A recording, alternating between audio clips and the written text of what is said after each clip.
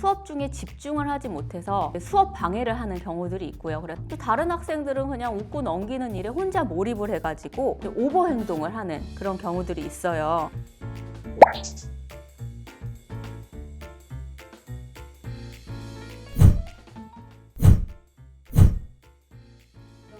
ADHD가 정확하게 뭔가요? 주의력 결핍 장애라고도 하는데요. 산만함, 과잉 행동, 충동성을 특징으로 합니다. 초등학생의 13%, 중학생의 7% 정도가 ADHD라고 해요. ADHD가 있는 친구들은 학급에서 산만하거나 돌발 행동을 보이거나 과잉 행동을 하는 경우가 많기 때문에 학교폭력 가해자로 신고되는 경우들이 왕왕 있어요. 그리고 이런 특징들로 인해서 선생님들한테 불손하게 보이는 경우들이 있기 때문에 또 교권보호위원회가 열리는 그런 경우들도 많습니다. ADHD 학생들이 어떤 학교폭력 위험으로 신고가 많이 되나요?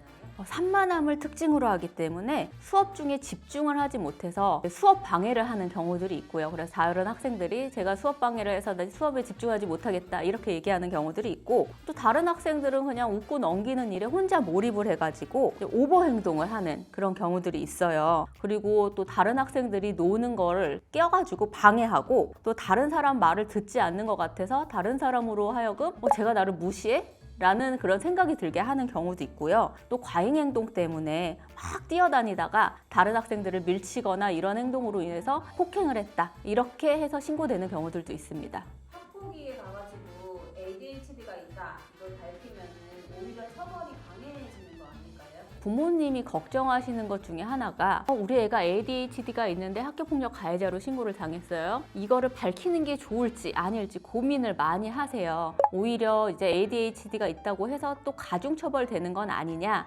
이렇게 생각을 하시기도 하고요. 그런데 이제 상황에 따라서는 이전부터 꾸준하게 치료를 받고 있고 피해 학생을 괴롭히려는 목적으로 한 게 아니라 ADHD의 그런 행동 특성 중에 하나다, 증상이었다, 이런 점을 좀 학폭위 위원들한테 잘 설명을 하고 설득을 하면 오히려 좀 강경 요소로 받아주기도 합니다. 그리고 학폭위에 참석했을 때 ADHD 그 친구들이 학폭위 위원들이 봤을 때 좀 애가 태도가 좀 불량해 보여 이렇게 생각이 들 수도 있어요. 그래서 위원들한테도 안 좋은 인상을 줄 수가 있거든요. 이럴 때도 이제 사전에 위원분들한테 아이가 ADHD 특성으로 인해서 좀 태도가 불량해 보이는 그런 경향이 있는데 실제로 그런 게 아니다, ADHD 증상 중에 하나다, 이렇게 좀 잘 설명을 하시는 게 중요할 것 같습니다. 아이가 친구 사귀는 것을 힘들어해서 고민이신 부모님들 많은데 이것도 ADHD 증상 중에 하나일까요? 아무래도 ADHD가 있는 친구들의 경우에는 다른 친구들이 보기에 좀 유별나 보이는 그런 경우가 있어요. 이상한 행동을 한다고 생각할 수도 있고, 그러면 또 친구를 사귀는 게 쉽지 않은 경우들도 있죠. 그렇지만 친구를 사귀는 걸 힘들어하는 모든 경우가 다 ADHD는 아니기 때문에 부모님께서 좀 의심이 되고 걱정이 되신다면 병원에 방문하셔서 확인을 해보는 게 가장 확실할 것 같습니다.